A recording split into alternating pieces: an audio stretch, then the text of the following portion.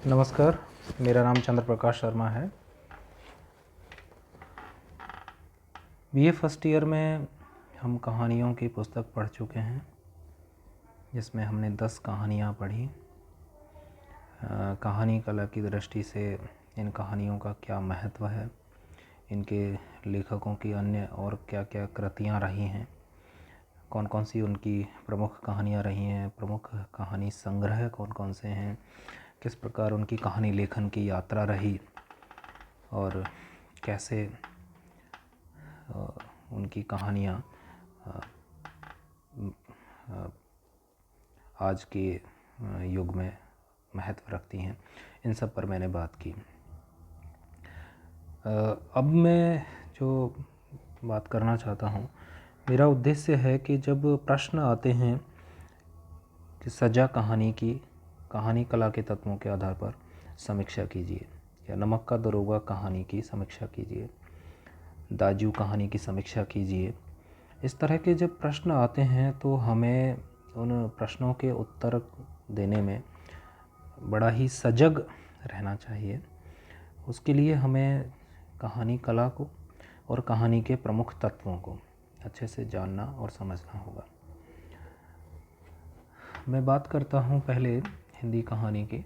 तो कहानी का जो तात्पर्य है वो कहने से प्रारंभ हुआ और ये किस्सा गोई से होती हुई गाथा, आख्यायिका, वृतांत और इस तरह के नामों से प्रचलित रही है। पहले संस्कृत में पंचतंत्र की कहानियाँ बड़ी प्रसिद्ध मानी जाती थी। कथा सरित सागर में, जातकों में इस तरह की छोटी छोटी कहानियाँ हमें कहानी तत्व लिए मिलती हैं, जिनमें पात्रों के माध्यम से या जानवरों के माध्यम से कहानी कला कहने प्रचलित रही है या कहने की एक परंपरा दिखती है। वर्तमान जो कहानी है वो उस परिपाटी की नहीं है, वह बिल्कुल अलग है और कहानी के जो तत्व होते हैं उनको लेकर के एक अलग प्रकार की ही स्टोरी जो अंग्रेजी में कही जाती है उस तरह की कहानी है, जो कि अंग्रेजी की स्टोरी से प्रभावित है। यह सीधे सीधे हिंदी में ना करके बंगाल के माध्यम से आई। पहले बांग्ला भाषा में अंग्रेजी की तर्ज पर कहानियाँ लिखे जाने लगीं और फिर हिंदी में धीरे धीरे इनका प्रचलन हुआ। कहानी की जब बात करते हैं तो किसी कहानी को सही मायनों में कहानी बनाने के पीछे उसके जो मूल तत्व होते हैं वो हैं ये जो आपकी स्क्रीन पर दिख रहे हैं। ये 6 जो तत्व हैं ये कहानी को सही मायनों में कहानी बनाते हैं। हम कह सकते हैं कि कहानी की रचना के लिए या कहानी की रचना के पीछे ये जो 6 तत्व हैं ये प्रमुख भूमिका निभाते हैं। इन्हें रचना तत्व भी कहा जाता है और रचना विधान के लिए इनकी बड़ी आवश्यकता होती है। सबसे पहला जो तत्व है वो है कथा वस्तु या कथानक। किसी भी कहानी के लिए एक कथानक होना, किस्सा होना अति आवश्यक है। यह कथा वस्तु मनोभावों की हो सकती है, किसी दृश्य की हो सकती है, किसी चरित्र की हो सकती है, किसी घटना की हो सकती है, काल्पनिक हो सकती है, ऐतिहासिक हो सकती है, राजनीतिक हो सकती है, सांस्कृतिक, सामाजिक, आंचलिक किसी भी प्रकार की हो सकती है। तो कथा वस्तु से तात्पर्य उस कहानी से है जो मूल में रहेगी, पात्रों के माध्यम से, संवादों के माध्यम से आगे बढ़ेगी।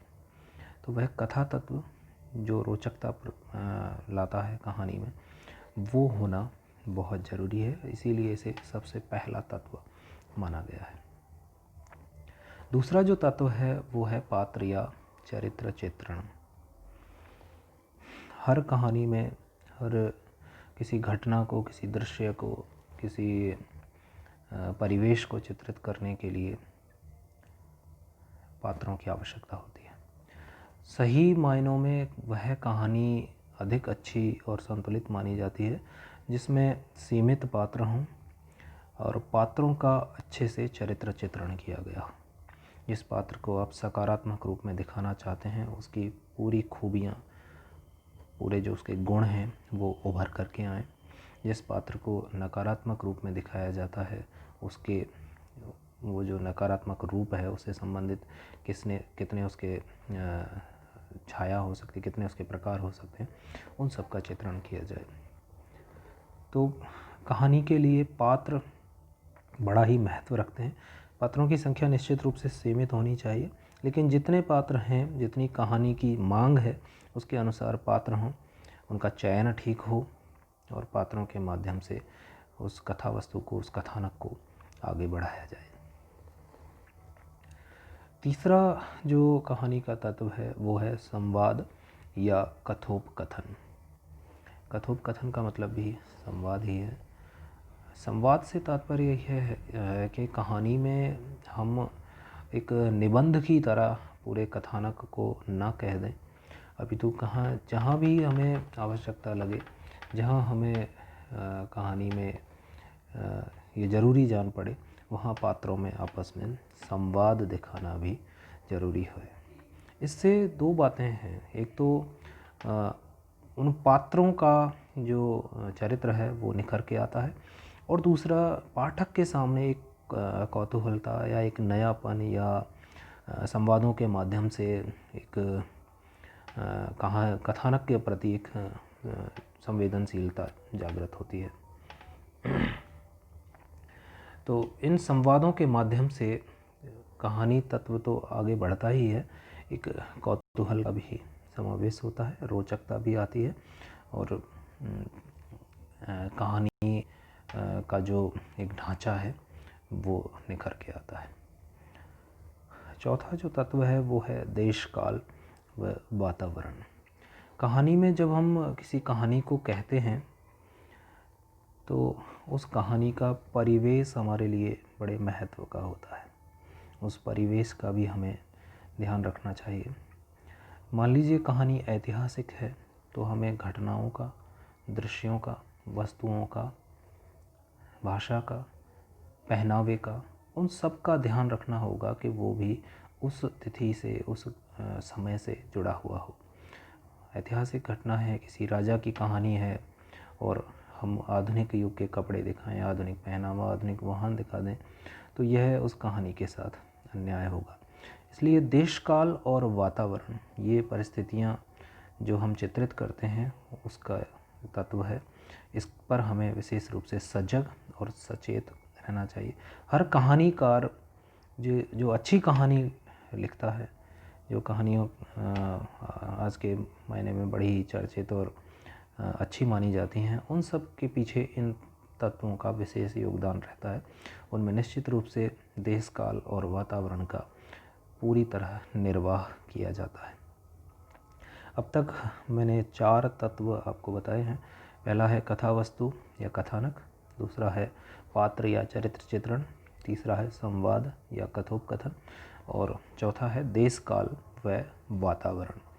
इन चारों से एक परिपक्व कहानी बन करके तैयार होती है। तो जब भी हम किसी कहानी की समीक्षा करते हैं तो हमें उसका कथानक पता होना चाहिए। तो पहले हम जब उत्तर लिखें और कहानी के तत्वों पर हम उसकी समीक्षा करें तो सबसे पहले उसके कथानक पर बात करें। कथानक को हम यदि अच्छे से बता देते हैं, जो कि आसानी से बताया भी जा सकता है, जब हम कहानी पढ़ लेते हैं तो उसका जो कथानक है वो हमारे मस्तिष्क में बैठ भी जाता है। उसको सार रूप में हम बता सकते हैं। पात्रों के बारे में हम बता सकते हैं, कौन कौन से पात्र इसमें हैं, किस किस तरह से उनका निर्वाह किया गया है और उनका चरित्र कैसा है। नायक के रूप में किसे चित्रित किया गया है, खलनायक के रूप में किसे सहनायक, किसे है नायिका कौन है, और अन्य पात्र कौन कौन है, उन सब का चित्रण बताना होता है। संवाद में हमें 2 पात्रों के मध्य जो कथोपकथन होता है उसके बारे में बताना चाहिए समीक्षा करते समय। और देशकाल और वातावरण का निर्वाह उस कहानी में किस तरह से हुआ है। मान लीजिए वह आंचलिक कहानी है, जैसा कि गदल कहानी हमारे पाठ्यक्रम में रखी गई है। तो गदल कहानी का जो परिवेश है वो भरतपुर के एक अंचल विशेष का है, उस क्षेत्र का है। तो उसका निर्वाह उस कहानी में हुआ है या नहीं, जो शब्दावली काम में ली गई है वो उस देश काल और वातावरण को बताती है या नहीं, इन सब पर हमें समीक्षा करनी होती है। तो कहानी की समीक्षा करते समय इन 6 बिंदुओं पर हमें उस कहानी को कसना होता है, जिससे हम ये बता सकें कि ये कहानी इन 6 तत्वों के आधार पर पूरी तरह सटीक खरी उतरती है या इनमें से किसी एक का निर्वाह कम हुआ है, दूसरे का ज़्यादा हुआ है, या कहीं अतिरेक है या कहीं न्यूनता है। इन सब का हम पता लगाते हैं। 4 ये तत्व हमारे सामने हो गए। 5वां जो तत्व है वो है भाषा शैली। जैसा कि मैंने बताया, देश काल और वातावरण की जहाँ बात आएगी, जहाँ पहनावे की बात आएगी, जहाँ इतिहास और संस्कृति की बात आएगी, तो भाषा और शैली भी उसके अनुकूल होनी चाहिए। दूसरी बात, भाषा पात्रों के अनुकूल होनी चाहिए। यदि हम कहानी में पढ़े लिखे पात्रों की संख्या अधिक है तो पढ़े लिखे पात्रों की भाषा किस तरह की होगी, अनपढ़ या गरीब या किसान या मजदूर वर्ग के पात्रों को ले रहे हैं तो उनकी भाषा किस तरह की होगी, युवा वर्ग को लिया जा रहा है तो उसकी भाषा किस तरह की होगी। जैसा कि पिक्चर पोस्ट कार्ड जो कहानी है वो युवा वर्ग को ध्यान में रख कर लिखी गई है, तो उसमें जो भाषा शैली है वो अलग तरीके की है। जबकि नमक का दरोगा कहानी को अगर हम देखते हैं तो उसकी भाषा शैली बिल्कुल अलग तरीके की है। तो भाषा शैली वह तत्व है जो कहानी को मजबूती प्रदान करता है, और समीक्षा करते समय हमें उस कहानी की भाषा और शैली पर बात करनी होगी, बताना होगा कि इस कहानी में भाषा बड़ी ही संयमित मर्यादित पात्रों के अनुकूल है, या इस कहानी में भाषा पात्रों के अनुकूल होने के साथ साथ युवा पीढ़ी के हिसाब से है, वर्तमान कालिक है, आधुनिक है। इस तरह की हमें बात इस समीक्षा में बतानी होगी। भाषा के साथ साथ शैली शब्द भी जुड़ा हुआ है जो कि टेक्निक से संबंधित है। जो कहानी का जो प्लेटफॉर्म लिया गया है या कहानी के लिए जो टेक्निक अपनाई गई है वो किस प्रकार की है। जैसे कि उसने कहा था कहानी पूर्व दीप्ति शैली में लिखी हुई है, फ्लैशबैक में है, सजा कहानी संवादात्मक है। तो इस तरह की जो बातें हैं वो हमें शैली विशेष में बतानी होती हैं। और अंतिम 6ठा जो बिंदु है वो है उद्देश्य। हर कहानी का, साहित्य का अपना जिस प्रकार उद्देश्य होता है, हितम हितेन सह सहितम तस्य भावः साहित्यम, जिसमें हित की भावना हो वो साहित्य है। साहित्य का उद्देश्य हितकर होना है, आनंद प्रदान करना है। उसी प्रकार कहानी का उद्देश्य होता है। कहानीकार जब भी कोई कहानी लिखता है तो निश्चित रूप से उसके पीछे कोई उद्देश्य रखता है। संस्कृत में एक कहावत भी है, प्रयोजनम अनुद्देश्य मंदो अभी न प्रवर्तते। बिना किसी प्रयोजन के, बिना किसी उद्देश्य के तो मंद व्यक्ति, मंद बुद्धि जो व्यक्ति होता है वो भी कोई कार्य नहीं करता। तो लेखक का निश्चित रूप से कहानी के पीछे उद्देश्य होता है। तो समीक्षा करते समय हम उस कहानी के उद्देश्य को उजागर करें कि यह कहानी क्या मूल भाव लेकर के चलती है, समाज के किस वर्ग पर प्रहार करती है, या अंधविश्वासों पर प्रहार करती है, या किस दशा का चित्रण करती है, किस भाव को हमारे सामने रखती है, उस उद्देश्य को बताएं। और साथ ही साथ कहानी उस उद्देश्य को निर्वाह करने में, पाठक तक पहुंचाने में कितनी सक्षम रही है, ये भी हमें बताना चाहिए। नमक का दरोगा कहानी एक आदर्शवादी कहानी है, जो एक व्यक्ति जिसका नाम वंशीधर है वो अपने ईमानदारी पर अड़िग है, भ्रष्टाचार में लिप्त नहीं होता, रिश्वत उसे अपने ईमान से हिला नहीं पाती। तो निश्चित रूप से वो एक आदर्श हमारे सामने प्रस्तुत करना चाहती है।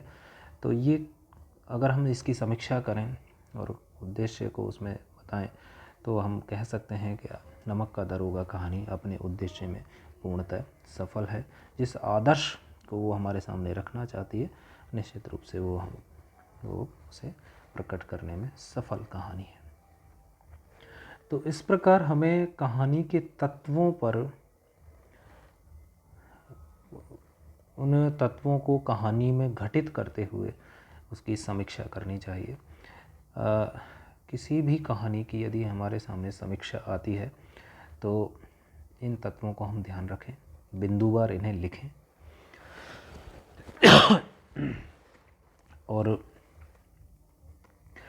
इनके आधार पर हम उस कहानी में घटित करें कि क्या उसकी कथा वस्तु और कथानक सुगठित है, कथानक पूरी बात को कहने में सक्षम है, जो कथा वस्तु रखी गई है वो बड़ी ही सरल है, रोचक है, पाठक को आकर्षित करती है, नवीनता उसमें कुछ है कि नहीं है, शीर्षक उसका आकर्षक है कि नहीं, ये सब बातें कथा वस्तु या कथानक में हम कर सकते हैं।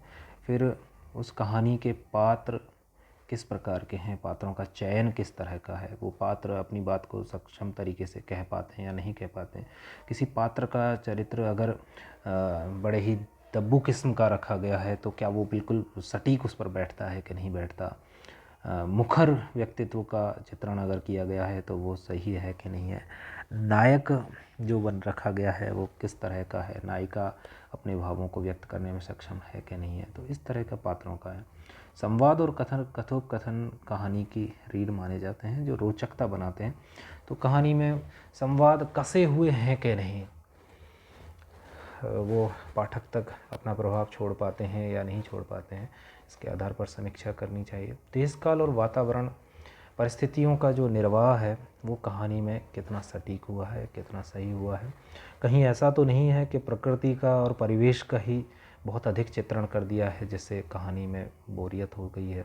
कहीं ऐसा तो नहीं कि प्रकृति और परिवेश का बिल्कुल ही चित्रण ना हो पाया हो, केवल पात्रों को उभार दिया गया हो। तो इन सब बातों का हमें देश काल और वातावरण में समीक्षात्मक विवरण देना चाहिए। भाषा शैली पे जैसे मैंने अभी बताया था, हम उस कहानी की भाषा पर विचार करेंगे कि पात्रों के अनुकूल रही या नहीं रही।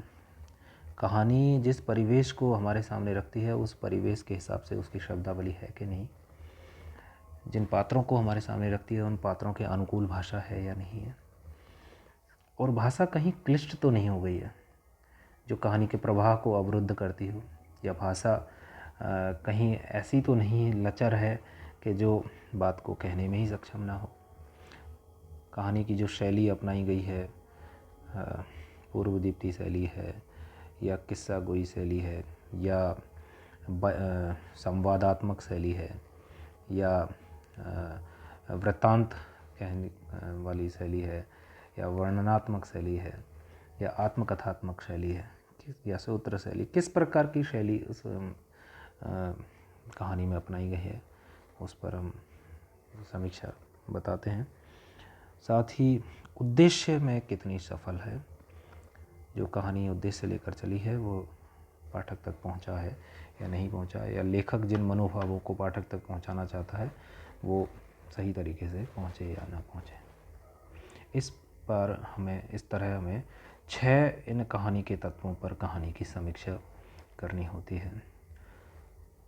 मैंने जितने भी प्रश्न अपने पिछले वीडियो में बताए उन सभी में लगभग एक प्रश्न सामान्य था, वो ये है कि कहानी कला के तत्वों के आधार पर कहानी की समीक्षा कीजिए। तो उस कहानी में नाम बदल सकते हैं, नमक का दरोगा कहानी की समीक्षा कीजिए, उसने कहा था कहानी की समीक्षा कीजिए, पाजेब कहानी की समीक्षा कीजिए, दाजू कहानी की समीक्षा कीजिए, सजा कहानी की समीक्षा कीजिए, खच्चर और आदमी कहानी की समीक्षा कीजिए, मलबे का मालिक कहानी की समीक्षा कीजिए, पिक्चर पोस्ट कार्ड कहानी की समीक्षा कीजिए, गदल कहानी की समीक्षा कीजिए। तो 10 कहानियों में से किसी भी कहानी का नाम आ सकता है, पर हमारे जो कहानी कला के जो तत्व हैं वो ये 6 ही होंगे। इन 6 तत्वों के आधार पर हमें समीक्षा करनी है। मैंने जो आपको बताया वो आप तक निश्चित रूप से पहुंचा होगा अच्छे से। वीडियो को आप 1 बार 2 बार 3 बार अच्छे से चला करके इसे और तरीके से समझ सकते हैं कि हमें कहानी कला के तत्वों के आधार पर किस तरह समीक्षा करनी चाहिए। और प्रश्न यदि कहानी कला के तत्वों के आधार पर समीक्षा वाला आता है तो हमें उसे इस तरह से हल करना है। धन्यवाद।